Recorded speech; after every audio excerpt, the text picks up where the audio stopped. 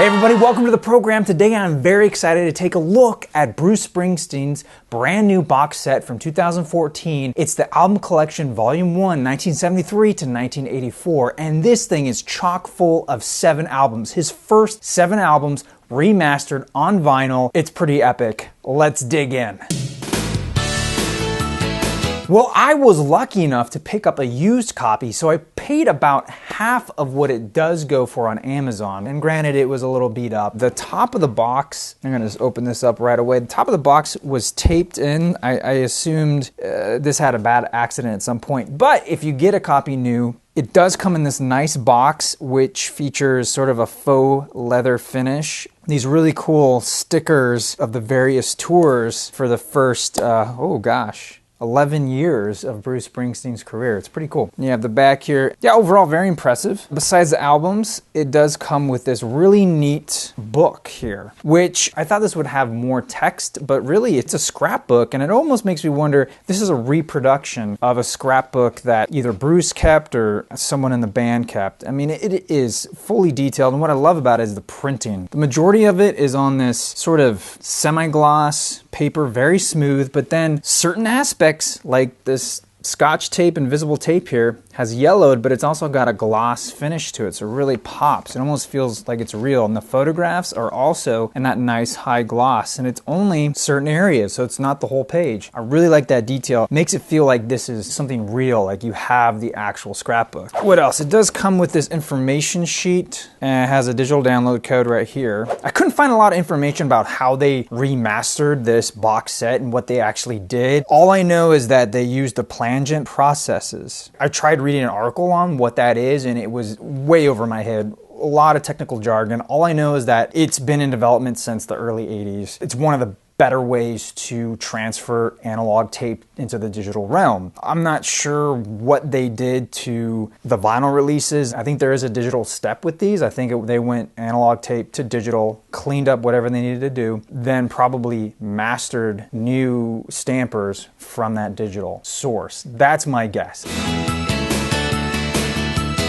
The amount of detail that they put into every album is fantastic. Not only did they reproduce the original inner sleeves, they also reproduced any lyric sheets, and as in the case of the first album, they reproduced this flap, which is so cool because the Asbury Park album that I had was a reissue that didn't have this. So that's really cool. And just to give you an idea, it reproduces original inner sleeve here. But what's even better is that every album comes in these rice paper-like sleeves, and I would love to know where they got these. And of course, every album is 180 gram vinyl. The recreation of the labels is almost spot on. The only telltale sign is that you can tell the printing is different. It's a small thing, but you hold them side by side with an original issue and you can see a difference. Up next is The Wild, the Innocent, and the E Street Shuffle. This one did not come with an extra sleeve, and I'm assuming that's because the original didn't. Then we have Born to Run. Now, I have an original issue, and where I take issue is that here this photograph has a nice sort of, it's not completely in focus, and maybe that's due to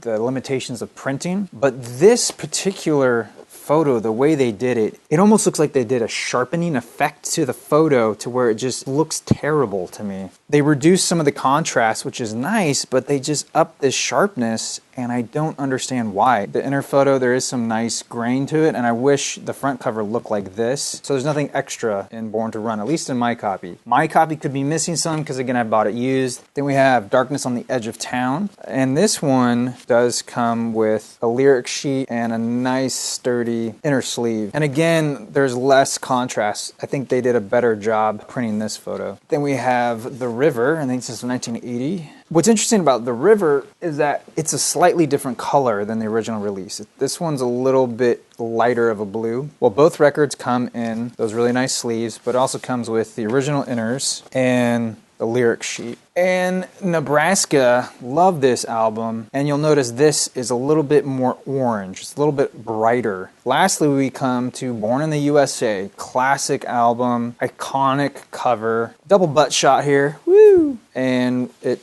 comes with reproduction of the original inner sleeve as well as a lyric sheet.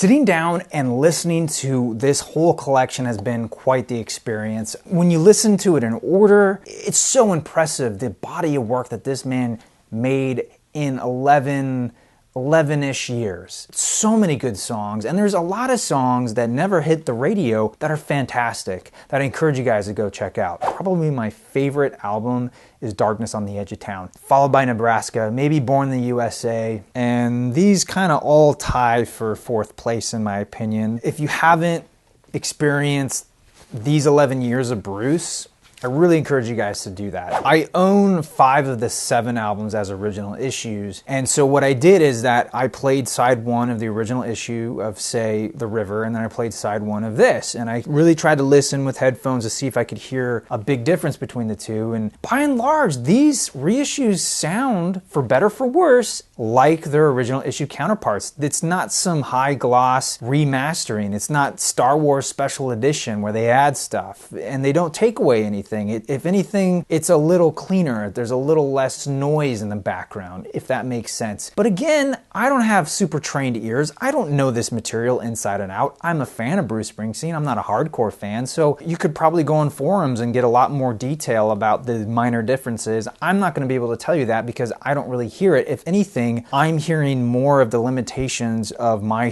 beat-up copy of Nebraska. I mean, that was an experience to hear Nebraska cleaned up on this vinyl. It was beautiful. Made me fall in love with it all over again. So this has been Bruce Springsteen's newest box set, the album collection, Volume 1, 1973 to 1984. And I gotta say, it's a fantastic release. Top-notch, superb presentation. I can't say enough good things about it.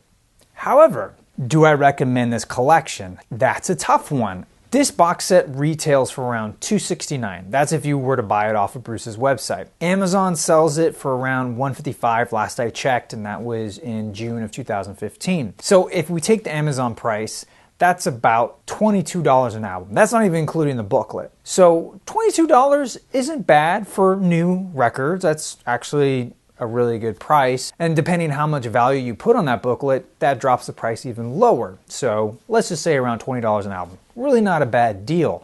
However, the more I listened to this box set, it just made me wonder, who was this made for? The hardcore fan? They're probably buying the CD version. They already have all of these albums on vinyl, probably in near mint condition, and this box set, to my ears, didn't offer anything new. For the casual fan, they probably already have all the albums that they want of Bruce, and the booklet isn't enough to draw them in. So really that only leaves people who don't have any of his albums, or maybe people like me who have a few of his albums in not great condition, but love his music, and this is a great way to do it. So having said all that, can I recommend this? Not really. To be honest, I think it's great. It's a fantastic output, but it's a really high price point, and it's just not that different from the original issues. My opinion might change if I know more about what they did to these albums to make them remastered for this collection. Maybe it would make it worth picking up the vinyl editions. But let me know what you guys think. Do you have this edition? Are you thinking about getting it? Drop me a comment and let me know. Thank you guys so much for watching. I am your Vinyl Geek, and I'll catch you on the flip side.